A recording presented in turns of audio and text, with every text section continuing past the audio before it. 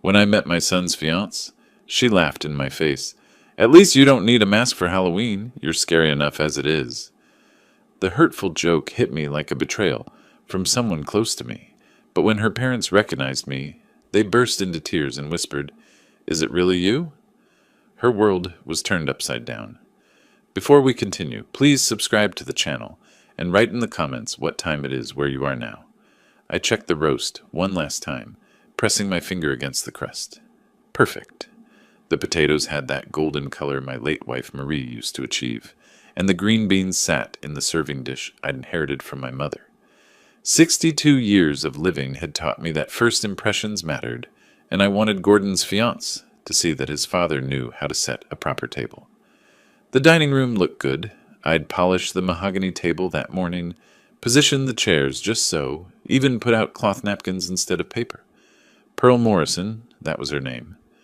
Gordon had been dating her for 4 months, spoke about her with an excitement I hadn't heard in his voice since his divorce 3 years back. I wanted this to work, wanted him happy, wanted to welcome whoever made my son smile like that. The doorbell rang at 6 sharp. I smoothed my shirt, walked to the front door, opened it with what I hoped was a warm, fatherly smile.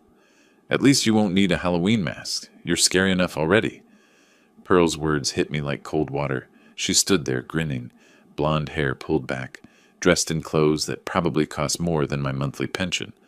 Gordon stood beside her, and instead of correcting her, instead of saying anything, he let out this awkward chuckle that made my stomach turn. My smile froze. "Come in. Dinner's ready." Pearl stepped past me, her eyes already scanning. She touched the doorframe, glanced at the coat rack, examined the corner of the living room visible from the entrance. Her gaze moved like an appraiser's, calculating, judging. Gordon followed her in, gave me a quick shoulder pat that felt more like an apology than a greeting. In the dining room, I pulled out chairs for them. Pearl sat down, looked at the table setting, then at the walls. "Gordon mentioned you've lived here forever," she said, running her finger along the table edge. "The furniture certainly proves it. Do you ever think about updating?" I set the roast down carefully. "I like my home the way it is." "Of course you do." Her smile didn't reach her eyes. Gordon cleared his throat. "Dad's always been sentimental about this place. Right, Dad?" I carved the roast, placed slices on their plates. Pearl pushed hers slightly away before even tasting it, a small gesture I wasn't supposed to notice. But I did. I noticed everything now. "So, Clarence," Pearl said, picking up her fork like it might be contaminated, "you're retired now? What do you do with your time?" "I stay busy, I'm sure." She took a tiny bite, chewed slowly. "It must be lonely in such a big house. Do you ever think about downsizing? This place must cost a fortune to maintain." Gordon leaned toward her, physically choosing her side without realizing it. I sat at the head of my own table, watching them form a united front across from me. "The house is paid off," I said. "Maintenance is manageable." Pearl set down her fork. "Still, 4 bedrooms for one person. The neighborhood used to be nicer too, from what Gordon tells me. Property values have shifted." Something in her tone made me go very still. She wasn't making conversation. She was calculating. "The neighborhood is fine," I replied. Of course, of course." She touched Gordon's arm, that possessive little gesture. "Gordon and I were discussing options after the wedding. It seems silly to rent when there's so much unused space here. We could really breathe new life into this place." There it was, the real reason for this dinner. She wasn't here to meet me. She was here to stake her claim. I looked at Gordon. He wouldn't meet my eyes. "This is my home," I said quietly. Pearl's smile widened. "Of course it is. For now." The silence that followed felt like standing on the edge of something dangerous. I could feel my hands wanting to shake, feel the anger building behind my ribs, but I'd spent 30 years running into burning buildings while staying calm. I knew how to control myself. I stood up. "Thank you both for coming. I think we're done for tonight." Gordon's head snapped up. "Dad, we just got here." I said we're done. Pearl's expression shifted, annoyance flashing across her face before she smoothed it away. She stood, gathered her purse with deliberate movements. "Well, I suppose we know where we stand." Gordon looked between us, confused, like he couldn't understand why his father was ending the evening, like he hadn't heard every insult his fiancée had delivered. like he hadn't laughed when she called me scary. I walked to the front door, opened it.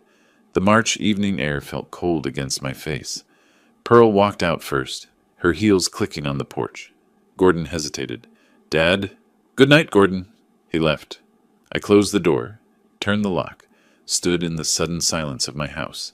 My hands were shaking now. I let them. In the kitchen, the dinner I'd spent hours preparing sat cooling on the table. Pearl's plate was still full, pushed away like garbage. I cleared the table slowly, scraping her barely touched food into the trash. Washed each dish with precise, controlled movements. My jaw hurt from clenching it. The woman had walked into my home and cataloged everything I owned, like she was already planning where to hang her pictures. And my son had sat there and let her do it. I dried the last plate, put it away, turned off the kitchen light, stood in the darkness of my living room, too angry to sleep, replaying every moment. Her smirk, Gordon's weak chuckle, her casual mention of unused space, like I was just an inconvenient obstacle between her and my property. The anger settled into something colder, sharper, understanding. This woman didn't see a person when she looked at me. She saw an asset to be acquired. I never went to bed that night. Sat in my recliner in the dark, watching streetlights paint shadows across the ceiling, hearing Pearl's voice on repeat. "At least you won't need a Halloween mask." Every time I closed my eyes, I saw Gordon's face, that nervous chuckle, the way he'd leaned toward her instead of defending me. By the time dawn light crept through the curtains, I'd replayed the evening 24 times. Each replay made it clearer. This wasn't about family. This was about real estate. The phone rang at 8:30. I looked at the caller ID. "Gordon," I answered. "Yes." "You embarrassed us last night." His voice was tight, accusatory. "Pearl was trying to connect with you, and you just shut down. What's your problem?" "My problem is being insulted in my own home." "She was joking. You're too sensitive. You need to apologize." Something in my chest went quiet and cold. "No, I don't." "Fine." He sounded like a teenager, petulant. "Don't expect to hear from us for a while." He hung up. I set the phone down, looked at my hands. Steady now. The shaking from last night had burned itself out, left something harder in its place. The week that followed felt strange. I kept my routine. Morning walk, grocery shopping on Tuesday, coffee at the diner on Thursday. But Gordon's absence sat in everything I did. I drove past his apartment twice. Didn't stop. Didn't call. Just drove past, looking at the windows, wondering if Pearl was in there planning her next move. At night, I sat at my computer, reading. Oregon inheritance laws, estate planning, property rights. The screen's glow hurt my eyes, but I kept reading, taking notes in my careful handwriting, highlighting passages about protection from family claims. I was learning the rules of a game I hadn't known I was playing.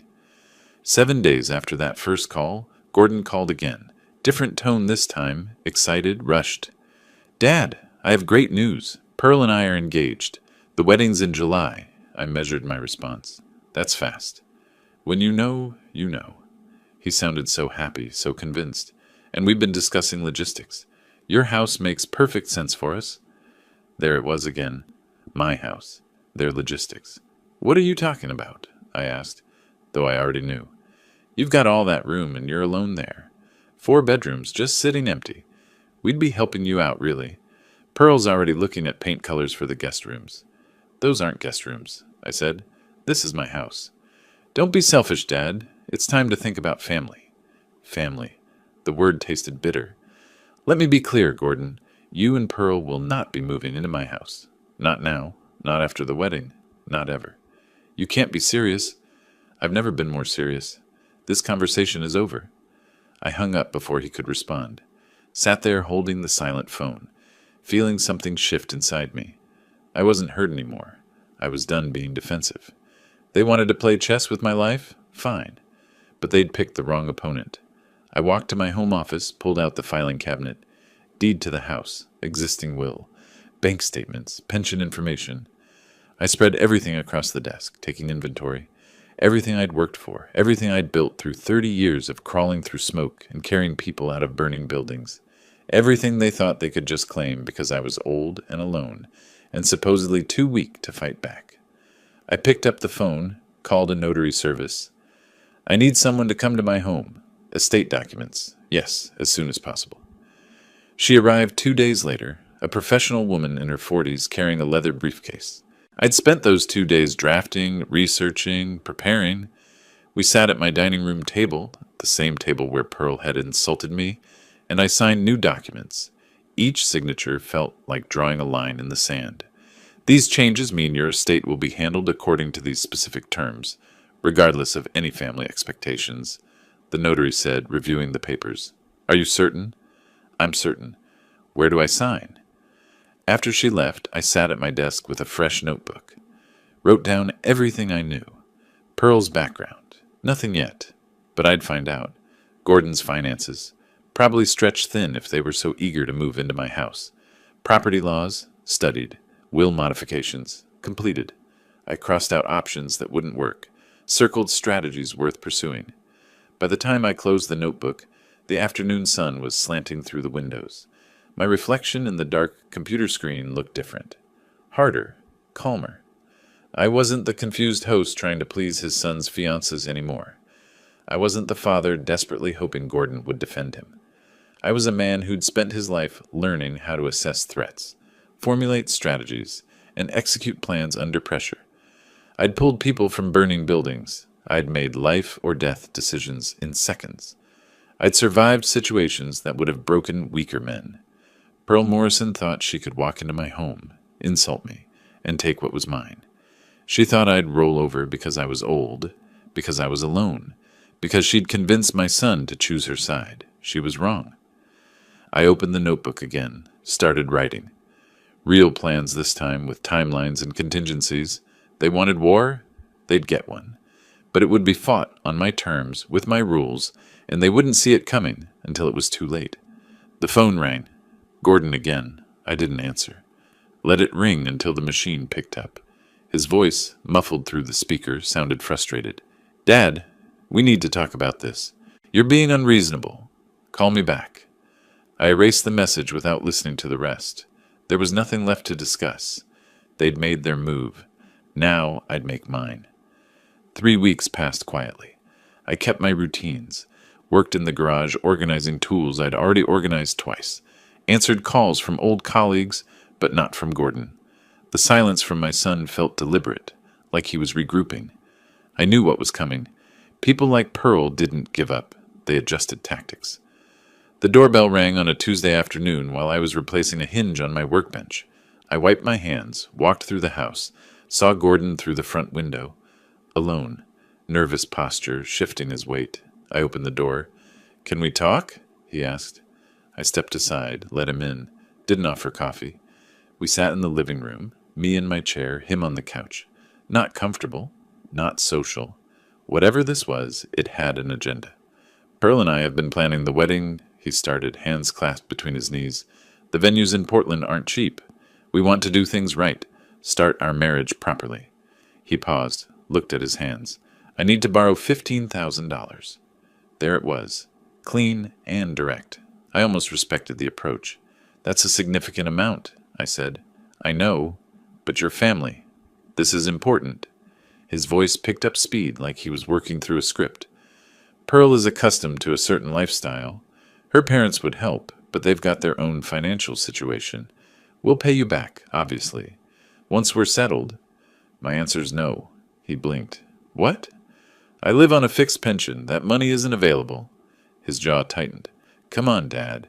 You could access home equity if you wanted. You just don't want to help us. I don't want to fund a wedding I'm not convinced should happen.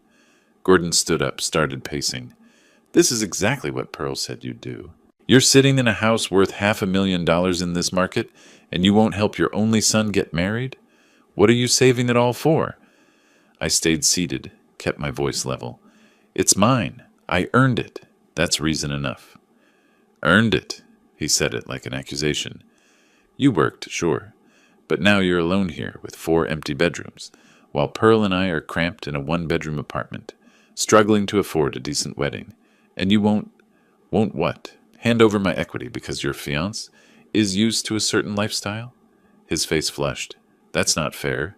Pearl really wants to be part of this family. She's already planning our future here. She found this great designer who specializes in updating older homes while keeping their character. She's thinking long term, Dad. She's thinking about, I stood up, updating my home while I'm still living in it? Gordon froze. He'd said too much, and he knew it. She was just looking ahead, he stammered. Making plans for eventually. Eventually I'll die, and she'll redecorate. I walked to the desk drawer, pulled out the folder I'd prepared weeks ago, set it on the coffee table between us. Since we're discussing my assets, you should know I've revised my estate plan. He stared at the folder like it might bite him. When I die, this house will be sold. The proceeds go to the Portland Firefighters Benevolent Fund. His face went white. You're cutting me out of your will? I'm ensuring my property serves people who respect what it represents. People who understood what it took to earn it. This is insane. His voice cracked. You're doing this because you don't like Pearl? Because she made a bad first impression? I'm doing this because she's shown me exactly who she is, and you're too busy defending her to see it. Gordon grabbed the folder, flipped it open. Official papers, notary seals, foundation information. His hands shook. She was right about you, he said quietly. She said you'd never accept her, said you'd find ways to punish us. I walked to the front door, opened it. This conversation is over. Dad, leave, Gordon. He stood there, folder clutched in his hands, looking between me and the open door. Finally, he walked out. I watched him cross the lawn to his car. He didn't get in immediately. Instead, he leaned against the driver's door, talking. I stepped closer to the window, saw the phone pressed to his ear. No, not to his ear. On speaker, resting on the car roof. She'd been listening. The whole time. Pearl had been on that phone, hearing everything. Gordon pulled the phone down, said something into it I couldn't hear. Then he looked back at my house, and even from this distance I could see his expression. Angry, confused, hurt. He got in the car. But before he did, I caught a glimpse through his windshield. Pearl's face on the phone screen, visible for just a moment. Her expression wasn't confused or hurt. It was calculating. I closed the door, locked it, walked back to the living room, stood looking at the coffee table where the folder had been. Gordon had taken it with him. Good. Let him show Pearl every page. Let her see the notary seal, the charity's address, the lawyer's signature. Let her understand that her entire strategy had just collapsed. I returned to the garage, picked up my tools, finished the hinge repair. My hands were steady. No anger, no regret. Just the calm that comes from knowing you've made the right move at the right time. They'd wanted my house. They'd planned for it, counted on it, built their future around it, and I'd just shown them it would never be theirs. The phone rang an hour later. Gordon. I didn't answer. It rang again 20 minutes after that. Still didn't answer. Let them sit with it. Let them realize I wasn't negotiating. That night, I sat at my desk and updated my notebook. Recorded the date, the conversation, Gordon's slip about the designer, Pearl listening on the phone, evidence of their intentions, documented and time-stamped. My father used to say that in any fight, the person who stays calm wins, not the strongest or the fastest, the calmest, the one who can think while everyone else is reacting. I'd spent 30 years staying calm while buildings burned around me. This was no different. Pearl Morrison thought she could manipulate her way into my home, use my son as leverage, wait me out until I died and left her everything. She'd made one critical mistake. She'd underestimated who she was fighting. The phone call came a week later, unexpected enough to make me suspicious. Dad? Gordon's voice was careful, rehearsed. I know things got heated last time. Pearl feels awful about it. She wants to apologize properly. Can we take you to lunch? Just talking, no agenda. I let the silence stretch, heard him breathing, waiting. Neutral location, I said finally. Tomorrow, noon. I'll choose the place. Sure, yeah, whatever works. I picked a diner near downtown, nothing fancy, the kind of place where you couldn't perform wealth. I arrived 15 minutes early, took a booth with my back to the wall, view of the entrance, old habit from the firehouse. Always know your exits, always see who's coming. Gordon and Pearl walked in at noon exactly. She'd dressed down, jeans, simple blouse, minimal makeup, none of the flashy jewelry from that first dinner. Her hair was pulled back softly instead of the severe style she'd worn before. every detail calculated to look humble. They slid into the booth across from me. Pearl folded her hands on the table, made eye contact. "I need to apologize," she said. "I was nervous meeting you, and I overcompensated by being critical. That wasn't fair. Gordon talks about you all the time, and I want us to start over." Her tone was perfect, contrite but not groveling, vulnerable but not weak.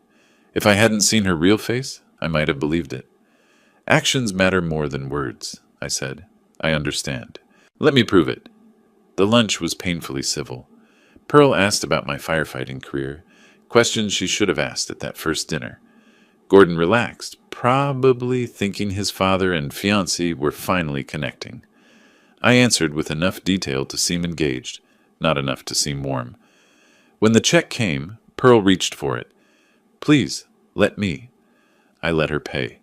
Watched how she counted out bills, making sure the server saw her leave a generous tip. Performance, all of it. 3 days later, they showed up at my door with grocery bags. "We were at the store and thought of you," Gordon said, grinning like this was spontaneous. It wasn't. The bags contained expensive items I'd never buy myself: imported olive oil, artisan bread, organic vegetables. Pearl moved through my kitchen like she was trying on the space, putting things away, making helpful comments about my organizational system, complimenting the tile backsplash she'd probably criticized to Gordon in private. "This kitchen has great bones," she said. "You just don't see craftsmanship like this anymore." They stayed an hour. Pearl was warm, engaged, asked about my neighbors. When she left, she hugged me. Brief, appropriate, not too familiar. Gordon looked hopeful. The visits continued. Once a week, then twice. Sometimes with groceries, sometimes offering to help with yard work. Gordon knew I didn't need help with. Pearl's performance was consistent, but I watched for the cracks. They came. Standing at my front window during one visit, looking out at Tom's yard across the street, Pearl said, "Your neighbor really should do something about that yard. It makes the whole street look unfortunate." "Tom works 2 jobs," I replied. "He does his best." She didn't hear the warning in my voice. "Well, property values affect everyone. Some people just don't understand that." I filed it away. Another visit, she helped put away groceries and pivoted to finances. "Have you thought about what you'll do with the house eventually? I mean, maintaining it alone must be expensive. Gordon and I have been researching reverse mortgages. I'm not discussing my finances with you." She backed off quickly, smiled, changed topics. But the intent had been clear. After each visit, I sat at my desk and wrote dated entries. What she said about Tom's yard, how she'd assessed my kitchen like she was planning renovations, the way she'd steered conversation toward money despite claiming she wanted to start over. 4 weeks into this charm campaign, they visited on a Sunday afternoon. Pearl excused herself to use the bathroom. When they left an hour later, I found magazines on my coffee table. Restoration Hardware, West Elm, expensive furniture catalogs I'd never order. I picked one up. Sticky notes marked various pages. Pearl's handwriting. Master bedroom, lighter colors. Living room, modern minimalist. Replace that awful wallpaper. She'd written room names from my house, marked furniture for spaces she didn't own. Left them here deliberately, I realized. A message, a claim, a preview of her intentions. The next visit, I was ready. "You left some reading material here," I said casually, holding up a catalog. Pearl's expression flickered. Surprise, then calculation. "Oh, those catalogs. I was just getting ideas for our apartment." I opened to a marked page, read her note aloud. "Master bedroom, lighter colors." "You don't have a master bedroom in an apartment, Pearl." Her smile froze. Gordon looked confused. "I must have been thinking about dream houses," she said lightly. "You know how it is, looking at furniture and imagining—" "You were imagining my master bedroom." I set the catalog down. "In my house." "Dad," Gordon started. She was just planning to redecorate my home. Again, despite all these apologies and visits and promises that she's changed. I looked at Pearl. "You haven't changed anything except your approach." Pearl's mask cracked. Just for a second I saw anger flash across her face before she smoothed it away. "You're being paranoid," she said, but her voice had an edge now. "Am I? You've spent weeks performing concern, bringing groceries I don't need, pretending to care about my life, all while making notes about which rooms you'll update first. Gordon stood up. This is ridiculous. She made some notes in a catalog. With room names for my house, Gordon. Specific plans for spaces she doesn't live in and never will. They left shortly after. No warmth in the goodbye. Pearl's performance had shattered, and she knew it. Alone, I flipped through the catalogs again. Examined each note, each marked page. She'd been meticulous, matching furniture to specific rooms, noting measurements, planning color schemes. This wasn't casual browsing. This was an interior design strategy for a house she'd already claimed in her mind. I walked to my filing cabinet, pulled out the estate documents, checked the Charity Foundation's information one more time. Everything was in order. Pearl had adapted her tactics, played a longer game, but she couldn't hide her nature. The contempt for working-class neighbors, the obsession with property values, the inability to stop planning for a future in my home. She'd revealed herself repeatedly, thinking I wouldn't notice because Gordon didn't. I'd given her enough rope. She'd shown me everything I needed to see. The war hadn't ended. It had just gone underground, and now I knew exactly what I was fighting. The call came during breakfast 4 days later. I was eating toast, reading the newspaper's local section, coffee steaming in my favorite mug. Ordinary Tuesday morning. The phone rang. Gordon's number. I set down my coffee carefully. Yes? Great news, Dad. His voice had that artificial brightness people use when they're about to ask for something unreasonable. We've moved the wedding up to July, and Pearl thinks it makes sense for us to move in right after. You've got all that space, and honestly, we're worried about you being alone. My hand tightened on the phone. I'm not alone. I'm independent, and you're not moving in. Don't be like that. Think about it practically. 4 bedrooms, just you rattling around. We'd help with expenses, keep you company. Gordon, the answer is no. His tone shifted, frustration bleeding through the rehearsed cheerfulness. You know what your problem is? You're selfish. You'd rather sit in that big house alone than help your own son. Do you even want me to be happy? I want you to be happy with someone who isn't trying to steal my home. Steal? We're trying to build a family. But you're so stuck in your ways, so bitter about being alone that you can't see. Background noise, then Pearl's voice, shrill and close. She'd grabbed the phone. You ungrateful old man. She was screaming now, all pretense gone. We've tried being nice. We've tried including you, and you just push us away. You're standing in the way of our future because you're bitter and alone, and you can't stand seeing other people happy. I held the phone away from my ear. Her voice came through tinny and distorted, rage making her words sharp and ugly. Nothing like the woman who'd apologized at that restaurant, who'd brought groceries, and smiled, and played humble. This conversation is over, I said calmly. We'll see about that. I hung up, set the phone on the table. My toast had gone cold. I wasn't hungry anymore. The silence that followed was different from before. Heavier. Waiting. 3 days passed. No calls, no visits. I kept my routines, but the tension sat in my chest like pressure before a storm. Then the mail came. Among the bills and advertisements was a professional envelope, Portland Realty Group.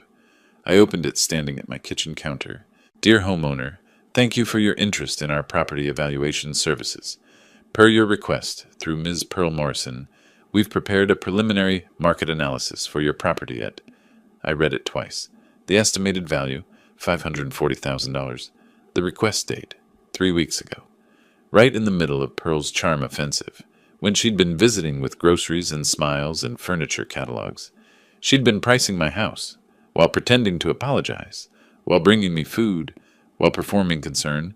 She'd been researching what my property was worth, planning to sell it, calculating her profit.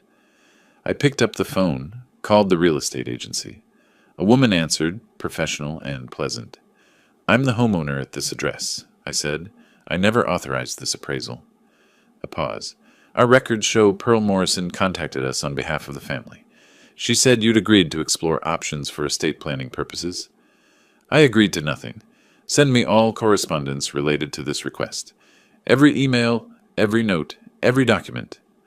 Of course, sir. I apologize for any confusion. We'll send everything today. I hung up, stood in my kitchen holding that letter, feeling something cold and final settle into place. She hadn't just wanted my house. She'd already been planning what to do with it after she had it. Researching market value, contacting agents, building her strategy while serving me organic vegetables and acting like she cared. I drove downtown that afternoon to an office building I'd researched days before. Rebecca Chen, attorney at law. Her receptionist showed me to a conference room with a view of the river. Ms. Chen arrived with a notepad and reading glasses, professional suit, firm handshake. "Tell me what's happening, Mr. Phillips." I spread the documents across her table. Property deed, previous will, the real estate letter, Pearl's furniture catalogs with her room notes. I explained the situation without emotion. Gordon's engagement, Pearl's behavior, the dinner insults, the money request, the false reconciliation, the property inquiry. She took notes in neat shorthand, asked pointed questions, examined each document. "What you're describing is financial exploitation positioning," she said finally. "She's laying groundwork to claim interest in your property. The fact that she's already researching market value suggests she's planning well ahead. Can she succeed? Not if we document properly. Your mental competence is clear, your decisions are sound, and we'll create legal structures she can't penetrate." Over the next hour, she outlined strategies, living trust amendments, transfer on death deed updates, documentation proving sound mind and absence of undue influence, beneficiary confirmations with the charity foundation, letters to Gordon explicitly stating his non-inheritance status regarding the property. Every page designed to close doors Pearl thought she could use. "She'll have no standing to contest anything," Ms. Chen said. "These documents, properly executed and witnessed, create legal barriers that even aggressive litigation can't break through, particularly in Oregon, where property rights and testamentary freedom are strongly protected." I signed documents for the next 40 minutes, each signature witnessed by her, paralegal, notarized, dated, sealed. Each page another lock on a door Pearl had been trying to open. When we finished, Ms. Chen handed me copies in a leather portfolio. "Keep these somewhere secure. Make sure your son knows they exist.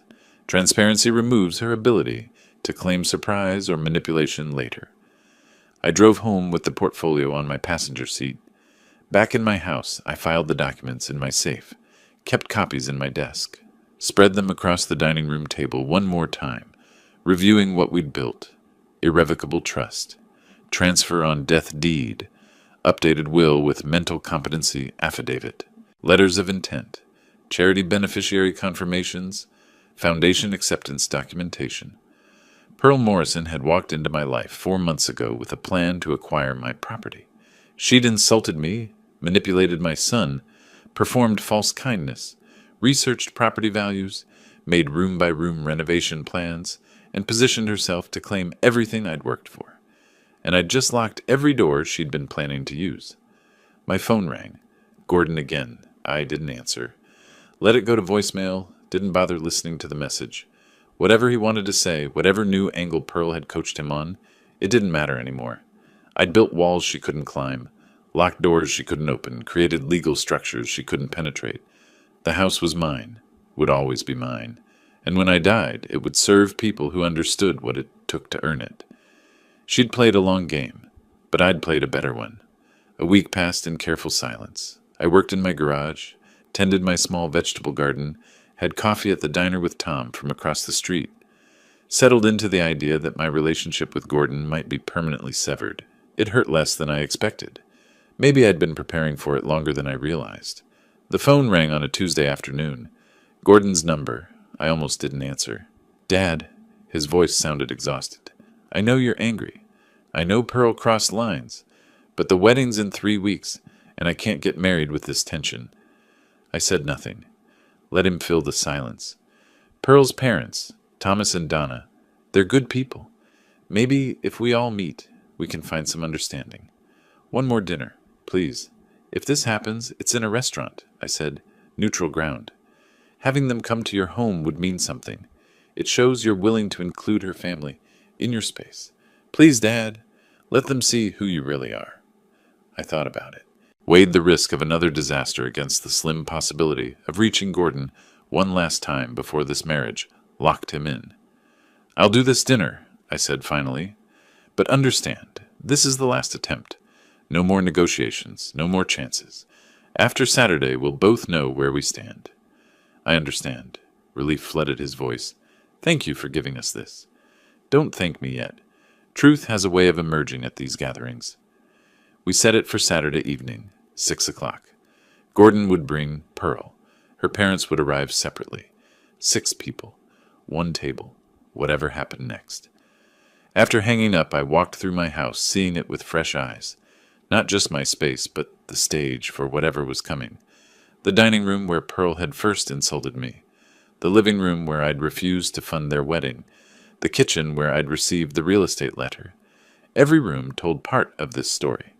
I spent the next days preparing. Cleaned windows until they gleamed, letting summer light flood through every room. Nothing to hide. Polished the dining table, that same mahogany surface where so much had already happened. Washed the good dishes, arranged 6 place settings, planned a menu that was neither extravagant nor simple. Roast chicken, seasoned vegetables, fresh bread, food that spoke of care and competence. Gordon called twice about details. Dietary restrictions? None. Arrival time? 6 o'clock sharp. What to bring? Nothing. Just themselves. "Pearl says her parents are easygoing," he told me. "They'll appreciate the effort." "We'll see what they appreciate," I replied. Friday evening, I trimmed the front hedges, mowed the lawn, made the house look welcoming, even though I wasn't sure I felt welcoming. But appearances mattered. If this dinner failed, it wouldn't be because I hadn't tried. Saturday morning, I woke at 5:30. Couldn't sleep longer. Dressed carefully, pressed khakis, button-down shirt. Nothing fancy but respectful. Started food preparation early. The chicken went in the oven at 4. Vegetables prepped and ready. Bread warming. Everything timed to be perfect at 6. By 5 o'clock, the house smelled like a real dinner should. Warm, inviting, home-cooked. I checked the dining room one more time. 6 places set. Napkins folded. Water glasses positioned. Wine ready if anyone wanted it. I stood in that dining room, hands in my pockets, looking at the prepared table. 6 chairs. 6 people who'd be sitting here in an hour, each with their own agenda, their own version of what should happen. Gordon wanted peace, wanted his father and his future wife to coexist somehow. Pearl wanted my property, wanted Gordon convinced that his father was the problem, wanted access to everything I'd built. Pearl's parents were unknowns. Gordon said they were good people, but he'd also said Pearl was wonderful when they first met. And me? I wanted truth. Wanted my son to see clearly what he was marrying. Wanted this situation resolved, one way or another. The late afternoon sun came through the windows at an angle, making the polished table gleam. Everything was ready. Food cooking, table set, house clean, me dressed and prepared. I sat in my living room armchair, the same chair where I'd sat sleepless after that first disastrous dinner. Folded my hands, breathed slowly. I'd spent 30 years running into burning buildings. Learned early that fear didn't help. Panic got you killed. You assessed the situation, made your plan, executed it with calm precision. You stayed ready for anything. This was no different. Whatever walked through my door tonight, anger, manipulation, genuine reconciliation, complete breakdown, I was ready for it. I'd done everything I could. Protected my property legally, prepared my home properly, offered genuine hospitality, despite everything that had happened. The rest was up to the people who'd sit at that table. My watch showed 5:45, 15 minutes. I stood, walked to the kitchen, checked the chicken one last time. Perfect. Turned off the oven, let it rest. Moved to the front window, looked out at the street. Empty for now. The setting sun painted everything gold. My lawn, my hedges, my house. The home I'd worked 30 years to own, maintained for 3 decades since, protected with every legal tool I could find. Tonight would change something fundamental. Either Gordon would finally see what I'd been trying to show him, or we'd end whatever remained of our relationship. Either Pearl's parents would reveal something useful, or they'd be more people I had to keep at arm's length. Either way, by the time everyone left tonight, we'd all know exactly where we stood. I returned to my armchair, sat quietly, hands folded, breathing steady, ready. Headlights swept through my front window at 5:40. I checked my watch. 20 minutes early. Unexpected. I took a breath, set down the dish towel I'd been using to wipe already clean counters, walked to the door. Gordon and Pearl stood on my porch. He held a wine bottle. She wore a cream-colored dress I hadn't seen before, and both had matching smiles that looked rehearsed in his bathroom mirror. "We know we're early," Gordon said, shifting his weight like a kid caught sneaking dessert. "Pearl was ready, and I figured we could help with last-minute things." I stepped aside. "Come in." Pearl entered with her performance already running. "Clarence, the house looks absolutely lovely. You've gone to so much trouble." She touched my arm lightly as she passed, a gesture of affection that felt calculated even in its spontaneity. "It's no trouble." I took their coats, hung them in the hallway closet, accepted the wine Gordon handed me. "Expensive label, probably Pearl's choice." "See?" Gordon's relief was palpable. "I told you this would be good." We moved to the kitchen. I pulled the chicken from the oven, perfectly browned, timing immaculate despite their early arrival. Gordon immediately started making himself useful, carrying serving dishes to the dining room, arranging things on the sideboard. Pearl positioned herself at the counter, found the bread basket without asking where it was, started slicing the loaf I'd left on the cutting board. "Where do you want the salad bowl?" Gordon called from the dining room, left side of the table, near the head. "Got it." Pearl opened a drawer, pulled out serving spoons like she lived here. "Third drawer. I remember from my other visits." The words landed deliberately. She wanted me to know she'd cataloged everything, remembered the layout, studied this house she intended to claim. Her eyes met mine briefly, and beneath the helpful daughter-in-law performance, I saw satisfaction. She thought she was winning. Gordon's phone buzzed. He pulled it from his pocket, grimaced at the screen. "Work! Are you kidding me? I'm sorry. I have to take this." He glanced at Pearl apologetically, then at me. 2 minutes, I promise." He stepped onto the back porch, pulling the door closed. Through the window, I could see him pacing, one hand gesturing as he talked. The kitchen felt smaller suddenly, just Pearl and me with the counter between us. Her smile disappeared. The transformation was instant, like watching a mask slide off to reveal the face underneath. Her expression went cold, calculating, predatory. "You understand your mistake now, old man?" Her voice dropped to a hiss, low enough that Gordon wouldn't hear through the closed door. "Gordon's on my side, completely. He does whatever I tell him. You've been playing your games, changing your will, talking to lawyers, building your little legal walls, but you've already lost." I kept my hands steady on the counter, met her eyes without flinching. "After the wedding, this house, your money, everything you're trying to protect, it's just a matter of time." She moved closer, leaning across the counter, invading the space.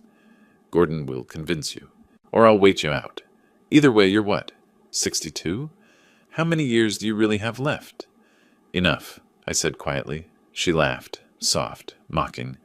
"Look at you, alone in this big house, clinging to your furniture and your pride like they're all you have left. Because they are all you have. You couldn't keep your wife. You're losing your son. You're just a sad old man who couldn't hold on to his family, and you think some papers are going to stop me. You're wrong about one thing." "What's that?" Her smile was sharp, confident. "I'm not playing games."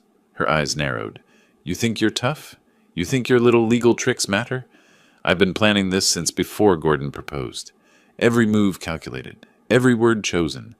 You're not fighting me, old man. You're fighting someone who knows exactly what she wants and exactly how to get it." The doorbell rang. Pearl's expression flickered. For just a fraction of a second, both faces were visible. The predator caught mid-strike and the performer scrambling to reassemble her mask. She straightened up, stepped back, smoothed her dress with quick, precise movements. Her breathing shifted, shoulders relaxed, and the smile returned to her face like she'd pressed a button. I turned away from her, walked through the dining room where Gordon had arranged the serving dishes in neat rows. The table looked good, everything positioned properly, wine glasses gleaming under the chandelier light, into the front hallway where our coats hung on the rack. Behind me, I heard the back door open. Gordon's voice, cheerful and oblivious. "Sorry about that. Work crisis averted. Did I miss anything?"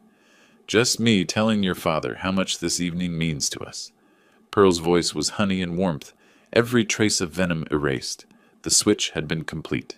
instantaneous, practiced to perfection. Her parents should be here any minute, Gordon said, appearing beside me as I reached the front door. His face was hopeful, eager, wanting desperately for this evening to heal wounds he couldn't fully see. You're really going to like them, Dad. They're good people. Down to earth, not fancy or pretentious.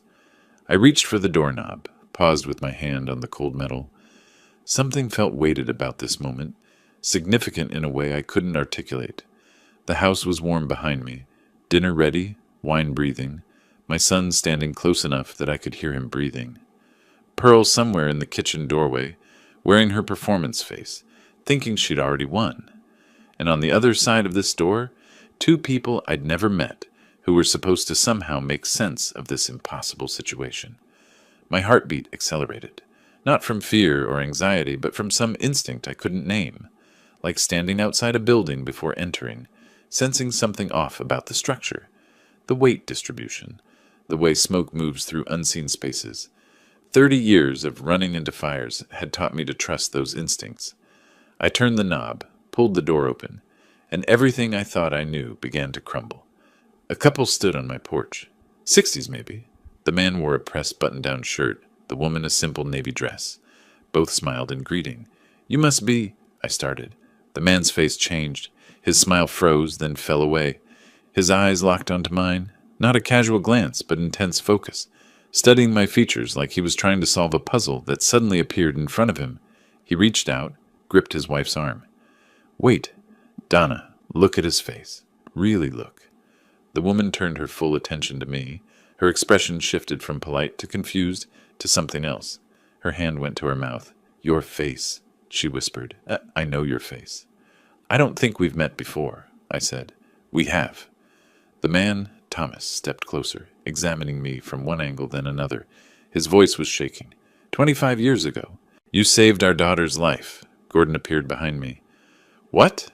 Dad, what's he talking about? Thomas wasn't looking at Gordon. His eyes stayed fixed on mine. Our house caught fire. September 2000. We got out, but Pearl hid. She was only 7. Terrified, hid in a closet upstairs. Everything slowed down. Pearl, 7 years old. Fire. You went in when other firefighters said it was too dangerous. Donna's voice broke. Tears were streaming down her face. You brought her out. She was unconscious from smoke, but you saved her. I saw your face that day, Thomas continued, covered in soot, exhausted, but you were holding our little girl. I'll never forget it. The building partially collapsed right after you came out. You could have died saving our daughter. My mind was racing backward. September 2000. 25 years ago. House fire on the east side. Family escaped, but dispatch said child still inside. Structure unstable. Captain ordered us to wait for backup, but there was no time. I'd gone in anyway. Found her in a bedroom closet, unconscious. Carried her out seconds before part of the ceiling came down. Pearl, I said slowly. Your daughter Pearl is... Our Pearl. Donna reached for my hands, gripped them hard like she needed to confirm I was real. The little girl you rescued. She has scars on her back and arms from that fire. You gave her a future. You gave us our daughter back. Movement from the kitchen doorway. Pearl emerged, drawn by the voices still wearing that fake smile. What's going on? Then she heard Donna's words. The firefighter who saved our daughter 25 years ago. Pearl stopped walking. Her smile cracked. The fire... Her voice was barely audible. I remember strong arms, someone carrying me. She looked at me, really looked at my face. Her eyes went wide. The firefighter's face through the smoke. Her voice broke. It was you. She stared at me, and I watched recognition slam into her like a physical force. Her expression cycled through confusion, realization, horror, shame. Her face went white. You saved me? She whispered. Then her legs gave out. She dropped to her knees on my living room floor, hands covering her face. A sound came from her throat, something between a gasp and a sob. What have I done? Her whole body was shaking. I didn't know. I'm so sorry. I didn't know. The room was frozen, Thomas and Donna still gripping my arms, tears on both their faces. Gordon standing near the dining room, mouth open, speechless. Pearl on the floor, sobbing into her hands. And me in the center, trying to process what was happening. This woman, This cruel, entitled woman who'd insulted me, manipulated my son, tried to steal my house, called my face scary, mocked my age and loneliness. She was the 7-year-old girl I'd carried out of a burning building 25 years ago, the child whose unconscious weight I'd felt in my arms as I stumbled through smoke, who I'd handed off to paramedics before collapsing from smoke inhalation myself. "Dad!" Gordon's voice sounded far away. "You never told me you were a firefighter. You never mentioned—" "It was my job," I heard myself say. "I did my job." "You did more than your job." Thomas's voice was thick with emotion. "You risked your life. We moved to Seattle right after. Too many memories in that house, that neighborhood. But I've thought about you every day for 25 years. Wondered who you were if you knew what you'd given us." Donna was crying harder now. "We tried to find you afterward, but everything was chaos. And we were so focused on Pearl's recovery. The burns, the trauma, the nightmares. By the time we thought to search, we'd moved, and we didn't even know your name." Pearl made another sound. Not words, just raw anguish.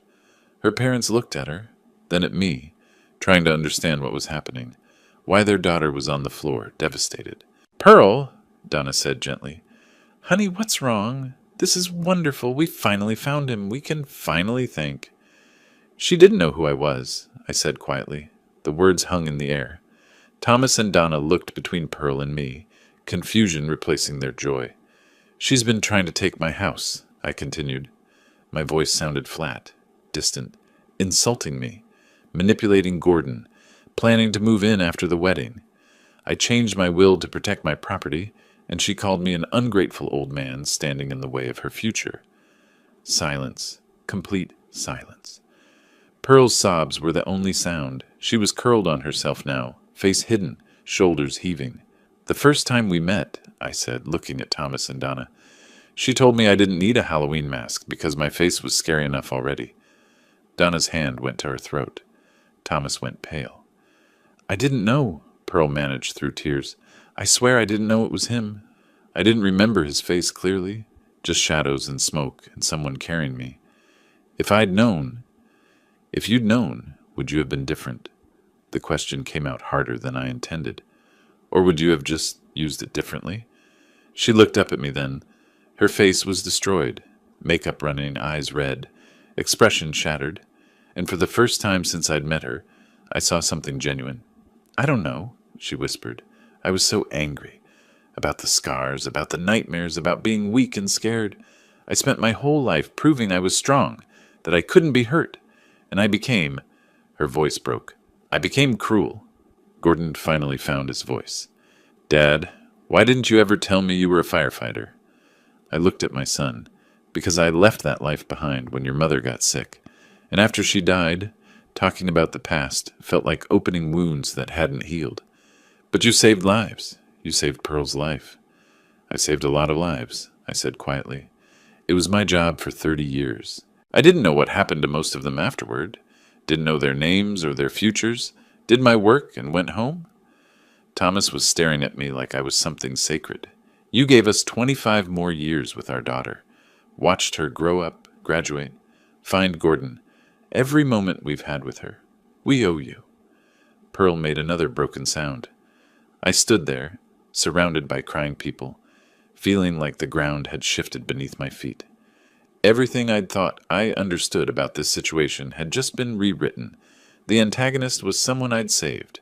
The enemy was someone who owed me her life, and I didn't know what that changed. Character count.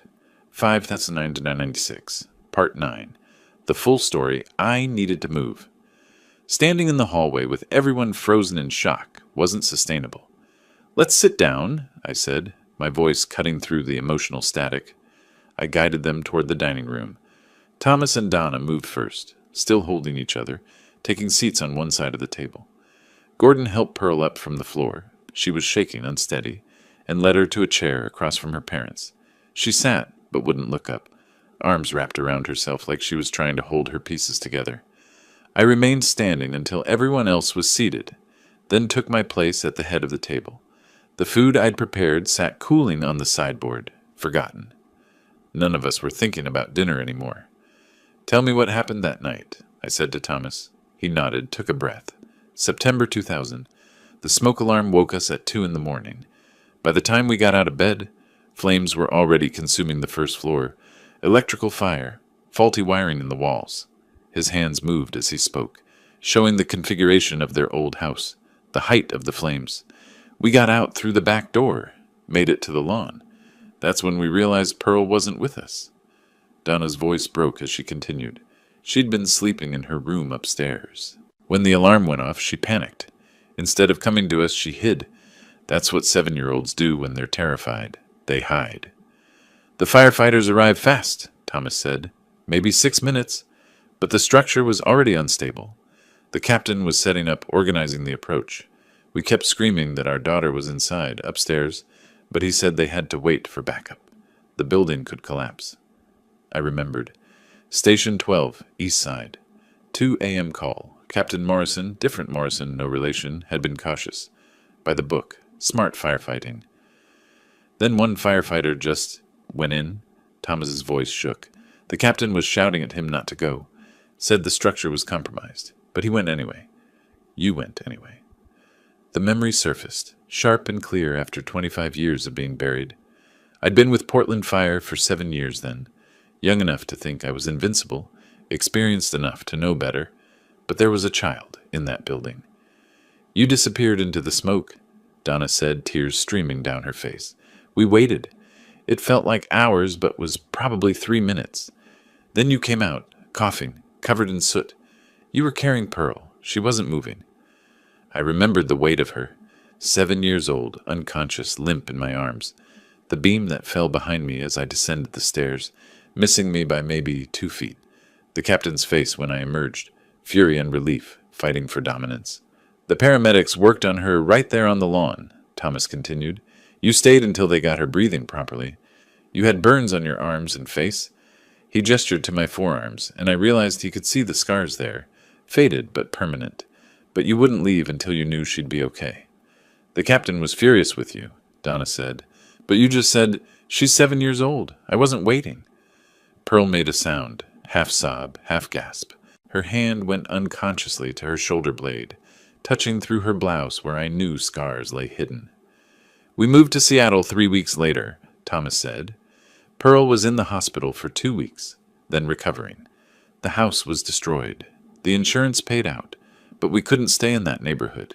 Too many memories, too much trauma. We tried to find you before we left, but everything was chaos, and we didn't even know your name. Just that you were the firefighter who saved our daughter. I looked at Pearl. She was curled forward, face hidden, shoulders shaking. Pearl, I said quietly, look at me. She raised her head slowly. Her face was destroyed, makeup running, eyes swollen, expression raw. Tell me why, I said. Why did you become this person? Her voice came out broken, barely audible. I've spent 25 years trying to pretend that fire didn't define me. I covered the scars with makeup and clothing. I never talked about what happened. I built this persona of someone strong and in control. Someone who couldn't be hurt. But it was fake, Donna said gently. It was all fake. Pearl's hands twisted in her lap. I was terrified people would see me as damaged. So I made myself seem untouchable. Superior. Better than everyone else. If I was the one looking down on people, they couldn't look down on me first. And in doing that, I prompted, I became cruel. The words came out like a confession.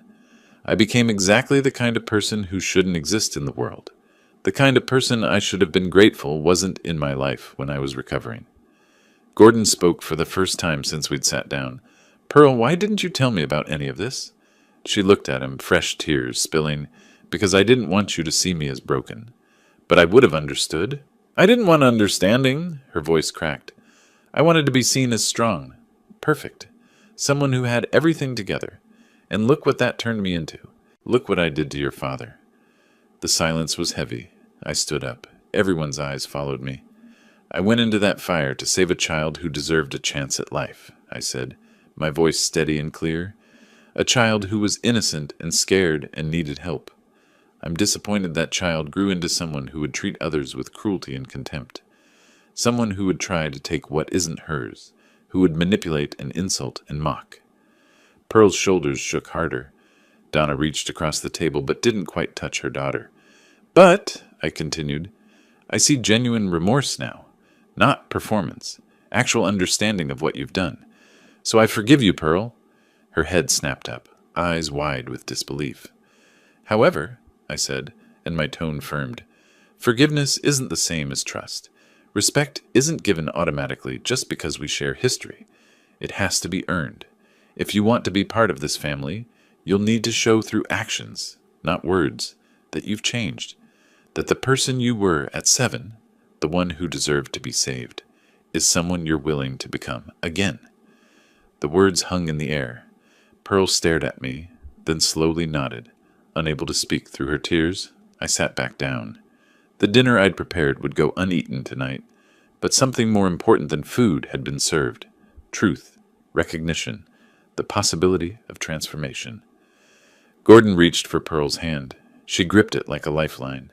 Thomas looked at me with something like reverence. 25 years, he said softly. 25 years we've carried gratitude with no way to express it, and now we find you like this. Life has strange timing, I replied. Donna wiped her eyes. What happens now? I looked at each of them. Pearl broken and honest for perhaps the first time. Gordon confused but present. Thomas and Donna grateful and grieving simultaneously. Now, I said, we see if words become actions, if remorse becomes change, if understanding becomes growth. Pearl nodded again, still crying. I'll prove it to you. I promise I'll prove it. Then prove it, I said simply. Not tomorrow, not in some grand gesture, in the small choices you make every day from this point forward. The evening stretched on. We talked more, about the fire, about my career, about the years between then and now. Eventually, Thomas and Donna left, hugging me at the door with gratitude that felt almost painful in its intensity. Gordon and Pearl followed soon after. At the door, Pearl paused. Thank you, she whispered, for saving me then, and for giving me a chance now. I nodded, didn't offer false comfort or premature reconciliation, just acknowledgement. After they left, I stood in my quiet house, surrounded by the dinner that never happened, and wondered what came next. I'd prepared for war, built legal fortifications, armed myself against manipulation. Instead, fate had intervened and done what no strategy could accomplish. It had revealed truth, and now we'd all have to live with it. The first time Pearl asked to visit, 2 weeks after that dinner, I almost said no. I'd like to talk, she said on the phone. Her voice was different, smaller, careful. Just for a few minutes. I'll bring coffee. No agenda, no pressure, just if you're willing. I agreed. Curiosity, maybe, or the desire to see if her remorse had staying power. She arrived mid-morning with 2 coffees and the kind of nervous energy that comes from genuine anxiety rather than performance. We sat on my front porch. I didn't invite her inside, and she didn't presume to ask. I started seeing someone, she said, hands wrapped around her cup. A therapist. She specializes in trauma and compensation behaviors. I'm trying to understand why I became the person I was. That's a good step. I know it doesn't undo what I said or did, but I want you to know I'm serious about changing. She looked at me directly. Can I ask about your firefighting career? Gordon said you never talked about it. It was my job for 30 years. I did what needed doing. You saved a lot of people besides me, didn't you? Some, not all. You can't save everyone. She was quiet for a moment. But you tried. That's what matters. We talked for 20 minutes. She asked questions that felt genuine, listened without trying to steer the conversation toward herself. When she left, she thanked me for my time and didn't push for another visit, but she came back the following week, and the week after that. Small visits, careful conversations. I watched for manipulation, for signs of the old Pearl resurface. Didn't see them. Saw someone struggling to rebuild herself instead. The wedding came in early August, not the elaborate event Pearl had originally demanded. Gordon called to give me the details. Small garden venue, 30 guests, simple ceremony. Pearl insisted on keeping it small, he said. Said she wanted it to be about us, not about proving anything to anyone. I attended. Sat in the 3rd row, not front and center, but present. Watched Gordon and Pearl exchange vows. She was trembling. I could see it from where I sat, but her voice was steady. Thomas and Donna cried through the entire ceremony. The reception lasted 2 hours, felt genuine rather than performative. A week later, Gordon called with news. We signed a lease on a 2-bedroom in the Hawthorne district. Move-in date is September 1st. That's good, I said. Building your own space? Yeah. Pearl was actually the one who insisted, said we needed to start our marriage in our own place. He paused. Not your place. Our place. She was clear about that. Relief mixed with satisfaction. The boundary I'd defended had been respected, not because I'd forced it, but because they'd chosen to honor it. The letter arrived mid-August. 3 pages, handwritten in careful script. Dear Clarence, it began, I can't take back calling you scary when you open the door. I can't undo mocking your furniture, your neighborhood, your life. I can't erase trying to manipulate you into giving up what you'd earned. I can only say I'm ashamed of who I was and grateful you're giving me a chance to become someone better. You saved my life twice, once from fire and once from myself when you refused to let me continue being cruel without consequence. Thank you for both. The letter went on, apologizing specifically for each offense, expressing gratitude for each boundary I'd maintained, acknowledging that change would take time and consistent effort. I sat at my desk with that letter, considering my response. Eventually, I wrote back. Shorter, simpler. I acknowledge your efforts. Keep doing the work. Respect is earned through sustained action. I'm willing to see where this leads. I mailed it the next day. Late August brought warm evenings and the kind of peace that comes after storms pass. I sat on my front porch, watching the neighborhood settle into dusk. My house stood solid behind me, unchanged, still mine, secure. The legal documents I'd prepared sat filed in my desk drawer, necessary at the time, but no longer weapons I needed to wield. My phone rang, Gordon's name on the screen. Hey, Dad, he said. Pearl and I were thinking of trying that new Italian place downtown this weekend. Want to join us? His voice was easy, natural. No tension, no hidden agenda. Just a son inviting his father to dinner. Saturday work for you? I asked. Perfect. Just dinner. Nothing formal. We just want to see you. I'd like that. I'll be there. After we hung up, I sat in the quiet, watching the sun finish setting. Thought about revenge plots and legal strategies, about the careful walls I'd built to protect what was mine. All necessary at the time.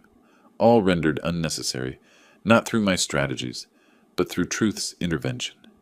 I'd prepared for war, built fortifications, armed myself with documents and boundaries and determination, ready to fight someone trying to take what I'd earned. Instead, I'd discovered the enemy was someone I'd saved, someone whose cruelty had been compensation for wounds I'd helped create by rescuing her from that fire, leaving her scarred and traumatized. The irony was profound. My heroism had indirectly created my antagonist. But facing that truth had transformed everything. Pearl's armor had cracked when confronted with who I was.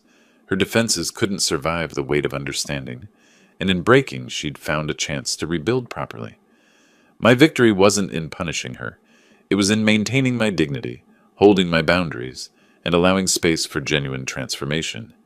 I'd won by refusing to be moved from my principles, by protecting what was mine without becoming cruel in return. The real battle wasn't about property or wills or legal documents. It was about respect, truth, and the possibility of redemption. The evening air cooled, streetlights flickered on. Somewhere down the block, a dog barked. Normal sounds of a normal evening in a normal neighborhood. My home, my peace.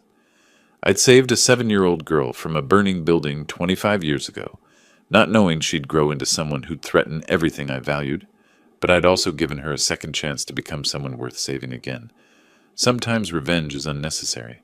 Sometimes truth does the work for you, and sometimes the greatest victory is simply standing firm until the storm passes and peace returns. I stood, stretched, walked inside my house. Tomorrow I'd have coffee with Tom from across the street. Saturday I'd have dinner with my son and daughter-in-law. Next week I'd tend my garden, work in my garage, live my life. The war was over, not because I'd destroyed my enemy, but because truth had transformed her, and I'd stood my ground long enough to see it happen. That was enough. That was victory. That was justice. I closed the door behind me, locked it, and smiled. my house, my peace, my life, all still mine. If you like this story, please like this video, subscribe to the channel, and share your impressions of this story in the comments. To listen to the next story, click on the box on the left. Thank you for watching.